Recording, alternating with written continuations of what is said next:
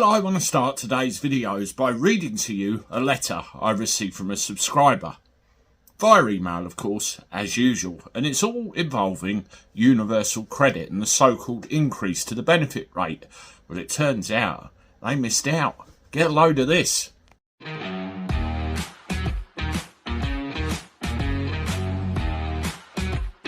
Hello everybody, welcome back to the channel. Hope you're doing alright. I'm not too bad. Let me know you're well in the comments and that you're going to have a good day.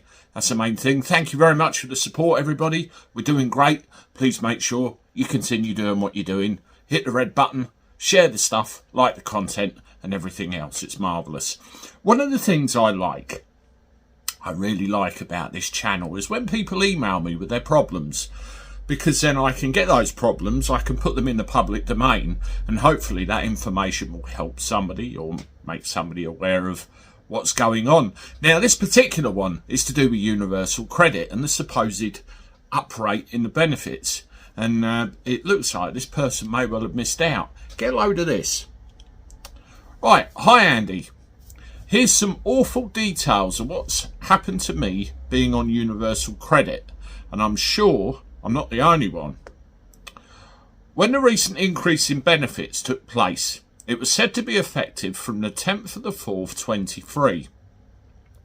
Since universal benefits are paid 1 month in arrears, I expected my increase to be in May.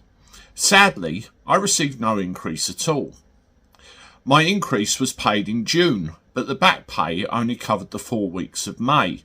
Since I get paid on the 7th of each month, it was very clear that I didn't get the increase from the 10th of the 4th to the 30th of the 4th. It's roughly 3 weeks.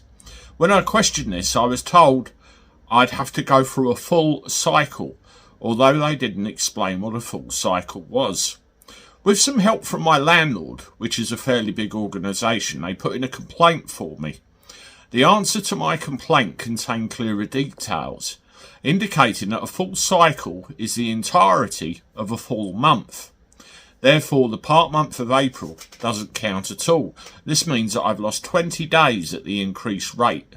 That's about 3 weeks. What's worse is that I have my rent money paid direct to my landlord, and they received an extra £37 to cover the increased rent, because my rent increase was also effective from the same date, the 10th of the 4th, 23. So, it's my UC account that qualified my landlord for an increased rent payment to cover most of April, but me, the account holder, got nothing for the same period of time. I'm thinking that this is some sort of discrimination. If it's suitable to pay my landlord, then it should apply to me. And also, compared to someone who gets paid at the end of each month. So those paid on the 29th of each month enter a new cycle just a few days later, and therefore get paid the very money that I am declined. And this is clearly going to repeat every year. Over 3 years, I will be shy of a 2 months worth of increase. This is so unfair. Thanks for your time. I hope you can bring attention to this UC rip-off during this cost of living crisis. Cheers. I'll use the initial of your first name, J. There you go.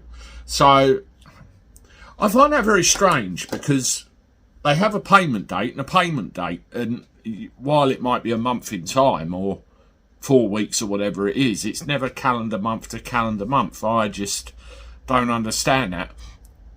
Listen to this back a couple of times and see if you can get where the guy's coming from and has it happened to you too.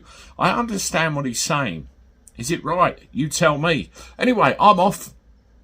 Leave what you think in the comments below. I'll see you shortly with one more. Toodaloo.